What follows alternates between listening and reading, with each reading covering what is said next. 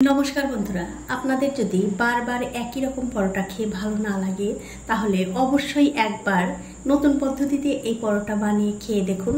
আশা করি এই পরোটা খাওয়ার পর আপনাদের ভালো লাগবে। তো পরোটা বানাবার জন্য সবার আগে লাগবে আমাদের ময়দা। এখানে আমি 1 বাটি ময়দা নিয়ে নিলাম। তার মধ্যে দিয়ে দিচ্ছি স্বাদ মতো নুন, সামান্য পরিমাণে একটু বেকিং সোডা, 2 চামচ মতো চিনি। এবারে এই শুকনো উপকরণগুলো হাত দিয়ে খুব ভালো করে মিশিয়ে নিতে হবে। আর আমার এই ছোট্ট চ্যানেলটি যারা সাবস্ক্রাইব করেছেন তাদেরকে অনেক ধন্যবাদ, আর যারা সাবস্ক্রাইব করেননি তাদেরকে সাবস্ক্রাইব করে নেওয়া অনুরোধ রইল। দেখুন সবকিছু কিন্তু আমি খুব ভালো করে মিশিয়ে নিয়েছি। এখন আমি এই ময়দার মাঝখানে একটু গর্ত করে এর মধ্যে দিয়ে দেব 2টো ডিম,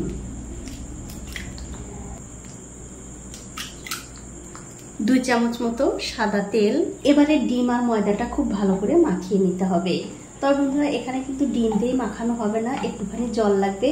তবে জলটা আমি আগেই দেব না, আগে ডিম দিয়ে মাখিয়ে নিয়ে দেখবো কতটুকু জলের প্রয়োজন, তারপরে কিন্তু আমি জল দেব। তো আমার মনে হচ্ছে একটু জল লাগবে, সেই জন্য অল্প অল্প করে জল দিয়ে এই ময়দাটা মাখিয়ে নেব। তবে বন্ধুরা জল কিন্তু একবারে খুব একটা বেশি দেবেন না, সেক্ষেত্রে কিন্তু জলটা বেশি পড়ে গেলে ময়দা মাখাটা ভালো হবে না। তবে অবশ্যই কিন্তু এই ময়দাটা একটু নরম করেই মাখাতে হবে, খুব একটা শক্তও করা যাবে না। দেখুন আমি কিন্তু অল্প অল্প করে জল দিচ্ছি আর এই ময়দাটা মাখিয়ে নিচ্ছি। দেখুন অল্প অল্প করে জল দিয়ে এই ময়দা কিন্তু আমি খুব ভালো করে মাখিয়ে নিয়েছি। আর বন্ধুরা ময়দাটা কিন্তু ঠিক এরকম একটু নরম করেই মাখাতে হবে। যদি আপনাদের হাতে লেগে যায় তাহলে কিন্তু এর মধ্যে ময়দা দেওয়া যাবে না, এর মধ্যে একটুখানি তেল দিয়ে ঠিক এরকম করে মাখিয়ে নেবেন, তাহলে আর হাতে লেগে যাবে না। দেখুন ঠিক এরকম করে। তো এই দেখুন তেল দিয়ে এই ময়দা কিন্তু আমি আবার খুব ভালো করে মাখিয়ে নিয়েছি। এখন একটা ঢাকা দিয়ে আধ ঘন্টার জন্য রেখে দেব। তো আধ ঘন্টা পর আমি উপর থেকে ঢাকাটা তুলে নিলাম। এখন আমি এর উপরে সামান্য একটু করে ময়দা ছড়িয়ে দিয়ে আবার একটু ভালো করে এই ময়দাটা রেখে নেব। তো দেখুন এই ময়দাটা কিন্তু আমি আবার একটু ভালো করে মাখিয়ে নিলাম। এখন আমাদের যা করতে হবে, এরকম একটা রুটি বেলনার উপরে একটু ময়দা ছড়িয়ে দিয়ে এখান থেকে একটু মাঝারি আকার করে লেচি কেটে নিতে হবে। খুব একটা বড়ও করব না, আবার খুব একটা ছোটও করব না। দেখুন ঠিক এরকম করে লেচিগুলো কেটে নিতে হবে। তো এই দেখুন আমি কিন্তু লেচিগুলো খুব সুন্দর করে গোলও করে নিয়েছি। এবারে এখান থেকে আমি একটা লেচি নিয়ে নেব আর বাকি সব লেচিগুলো অন্য একটা প্লেটে রেখে দিচ্ছি। এখন আমি এই লেচিটা খুবই হালকা হাতে একটু বেলে নেব।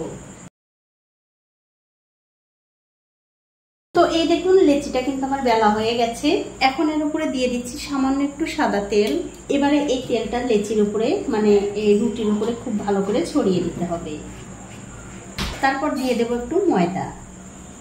এই ময়দাটাও একটু এই পরোটার উপরে ভালো করে ছড়িয়ে দিতে হবে। তারপর আমাদের যা করতে হবে, এই পরোটাটা ধরে ঠিক এরকম করে একটু ভাঁজ করে নিতে হবে।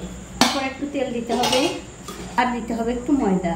ঠিক এরকম করে যতবার ভাঁজ দেব ঠিক ততবারই কিন্তু ময়দা আর তেলটা লাগাতে হবে। দেখুন ঠিক এরকম করে ভাঁজটা করে নিতে হবে।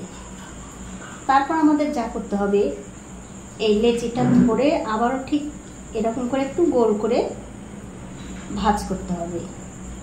দেখুন ঠিক এরকম করে যদি এই লেচিটা গোল করা যায় তাহলে এই পরোটার মধ্যে কিন্তু অনেকগুলো লেয়ার হবে।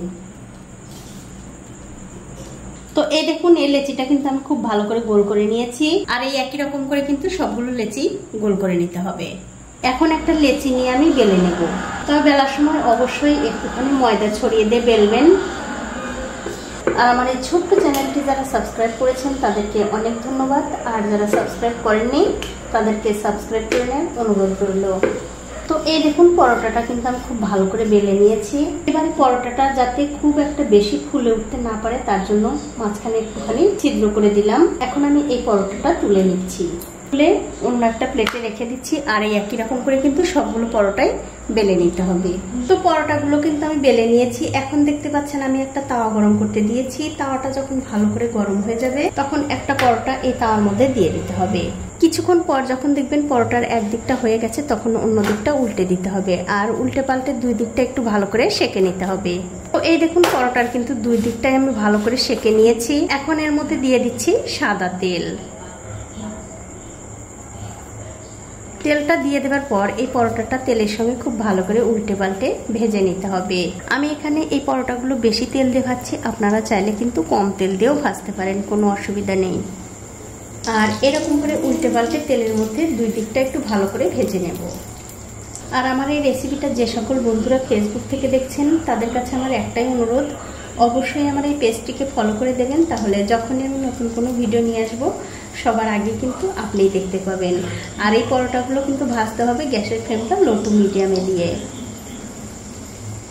তো এই দেখুন বন্ধুরা, এই পরোটা কিন্তু আমি উল্টে পাল্টে খুব ভালো করে ভেজে নিয়েছি। এটা হয়ে গেছে। এখন এটা আমি তেল থেকে খুব ভালো করে তেল ঝরিয়ে তুলে নেব।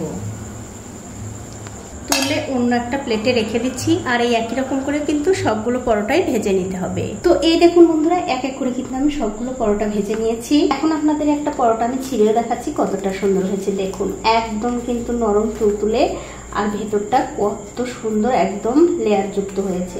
দেখুন বাড়ির বাচ্চা থেকে বড়রা কিন্তু সবাই পছন্দ করবে।